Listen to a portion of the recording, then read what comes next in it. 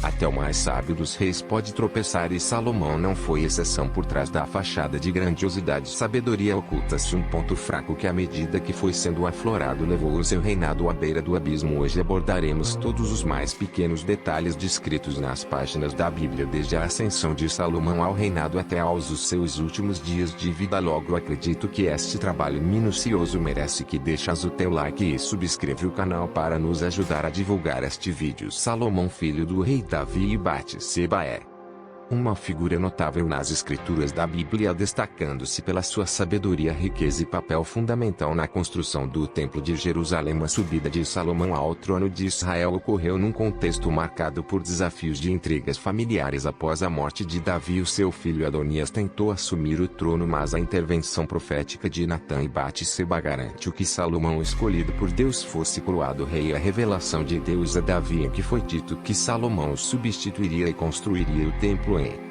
Jerusalém ocorre no primeiro livro de Crônicas, capítulo 22, com Deus a dizer o seguinte: derramou muito sangue e fez muitas guerras, não construirá um templo em minha honra, pois derramou muito sangue no chão diante de mim. Contudo terá um filho que será um homem de paz e tranquilidade. Eu tranquilizarei de todos os seus inimigos em redor. O seu nome será Salomão e darei paz e sossego a Israel durante o reinado dele. Salomão, conhecido pelo significado do seu nome, que se como paz, iniciou o seu reinado promovendo a estabilidade e a unidade no reino. A característica mais proeminente de Salomão que o destacou entre os líderes da sua época foi a sua extraordinária sabedoria. Salomão fez uma aliança significativa com Deus durante os primeiros dias do seu reinado, um momento que evidencia não só a sua sabedoria, mas também a sua intenção de procurar a orientação divina no seu governo. Esta aliança e as suas condições estão documentadas no primeiro livro dos Reis, capítulo 3, versículos de 13 a 14. O evento-chave decorreu em Gibeon, onde Salomão ofereceu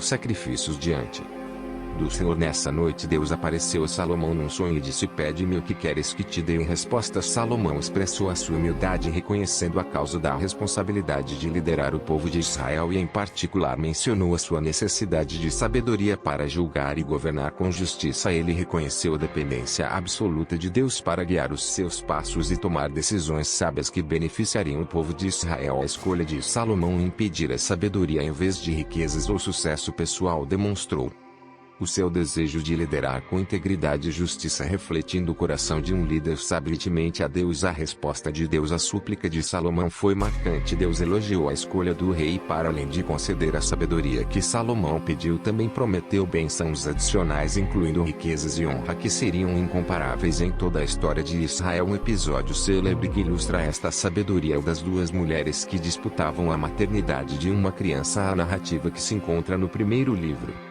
dos Reis, capítulo 3, versículo 16 a 28, descreve duas mulheres que viviam juntas e deram à luz na mesma altura. No entanto, uma das crianças morreu, levando ambas as mulheres a reivindicar a criança sobrevivente como sendo a sua própria. Perante este impasse, as mulheres compareceram diante do rei Salomão em procura de justiça. Em vez de tomar uma decisão precipitada, Salomão propôs uma solução extraordinária. Sugeriu dividir o criança ao meio e dar metade a cada mulher. A resposta de cada mulher revelou a verdadeira mãe. A mulher que amava genuinamente a criança implorou ao rei para não ferir a criança e, em vez disso, sugeriu que a criança fosse dada a outra mulher. A outra mulher, que não era a mãe biológica, concordou com a proposta de divisão. A resposta astuta de Salomão revelou a verdadeira mãe, a mulher que estava disposta a abdicar da criança para proteger do dano. Salomão então proclamava que a verdadeira mãe era aquela que demonstrara um amor maternal genuíno e ordenou que a criança fosse entregue-lhe. Além da sua sabedoria, Salomão ficou também conhecido pelas suas realizações notáveis, incluindo a construção do Templo de Jerusalém. Este grandioso projeto não só serviu de centro espiritual do reino, mas também simbolizou a presença contínua de Deus entre o povo de Israel. A grandiosidade do templo demonstrou não só a habilidade administrativa de Salomão, mas também a riqueza e prosperidade do reino. O desejo de construir um templo ao Senhor foi inicialmente concebido por seu pai, o rei Davi. No entanto, foi Salomão quem levou avante este nobre projeto. A narrativa bíblica descreve Detalhes intricados e materiais preciosos como cedro do Líbano para a estrutura e ouro puro para os proprietários foram utilizados na construção do templo, refletindo a dedicação e reverência do rei para com Deus. O local escolhido para o templo, o Monte Moriá, tinha um significado simbólico profundo, sendo o mesmo lugar onde Abraão demonstrou a sua fé ao estar disposto a sacrificar o seu filho Isaque. Este ato de fé e obediência que precedeu o templo destacou a continuidade da relação especial entre Deus e o seu povo. O Templo de Salomão tornou-se o epicentro espiritual e cultural de Israel, um símbolo de unidade e adoração. Salomão dedicou-se também a alianças internacionais, solidificando relações comerciais e diplomáticas. A visita da rainha de Sabá, que veio testar a sabedoria de Salomão, é um exemplo notável destas relações externas. Estes acontecimentos foram registrados no livro 1 de Reis, capítulo 10, versículos de 1 a 13, e no segundo livro de Crônicas, capítulo 9, versículos de 1 a 12. Ao chegar a Jerusalém, a rainha de Sabá apresentou a Salomão perguntas difíceis, testando a sua sabedoria. A Bíblia relata que Salomão respondeu a todas as perguntas dela e não houve nada que ele não conseguiu explicar. A viagem da rainha até Jerusalém foi marcada por uma impressionante caravana carregando uma abundância de especiarias, ouro e pedras preciosas. A troca de presentes durante a visita elevada a natureza diplomática desse encontro. Para além da visita da rainha de Sabá, Salomão também estabeleceu relações diplomáticas com outros reinos, fez alianças matrimoniais com princesas de nações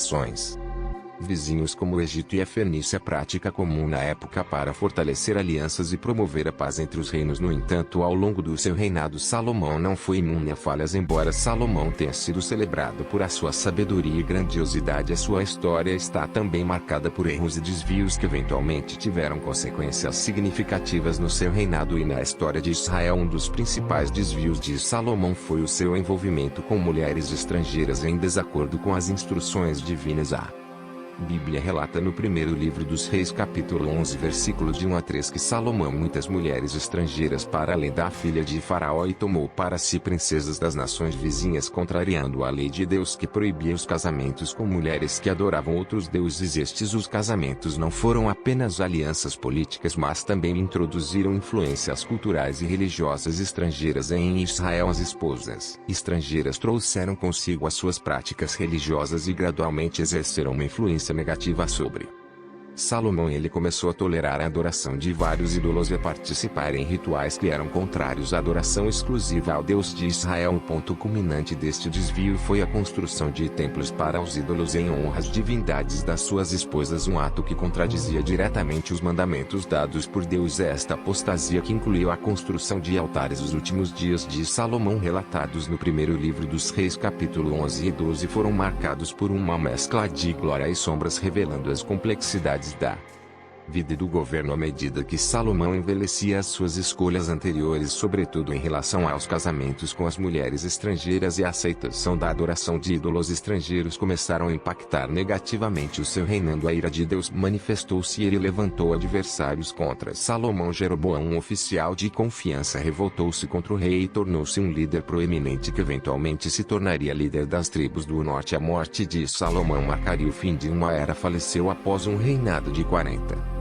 anos, deixando um legado que incluiu a construção majestosa do Templo de Jerusalém e de paz e prosperidade sem precedentes. A Bíblia não fornece detalhes específicos sobre a causa exata da morte de Salomão. No entanto, no primeiro livro dos Reis, capítulo 11, versículo 41 a 43, está registrado o seguinte: o resto da história de Salomão, tudo o que fez é a sabedoria que demonstrou, está escrito no livro dos Actos dos Reis de Israel. Os dias que Salomão reinou em Jerusalém sobre todo Israel foram 40 anos. Então ele descansou com os seus antepassados e foi sepultado na cidade de Davi. Seu pai Roboão, seu filho, foi o seu sucessor. Com a morte de Salomão, o seu filho Roboão assumiu o trono. Isto resultou na divisão do reino de Israel em dois: o reino do norte, liderado por Jeroboão, e o reino do sul, composto principalmente pelas tribos de Judá e Benjamim, liderados por Roboão. Assim, os últimos dias de Salomão foram seguidos por uma transição tumultuosa para o seu filho, que viu o reino que o seu pai construiu dividir-se sobre o peso das consequências das suas escolhas. A história de Salomão é um lembrete eloquente da importância das decisões éticas e espirituais, bem como das consequências a longo prazo destas decisões na vida de um líder e no destino de uma nação. Se chegou até aqui, entendo que deve ter gostado do conteúdo, por isso peço que se inscreva no canal e deixe nos comentários a sua opinião a respeito da história. Abraços e fiquem com Deus.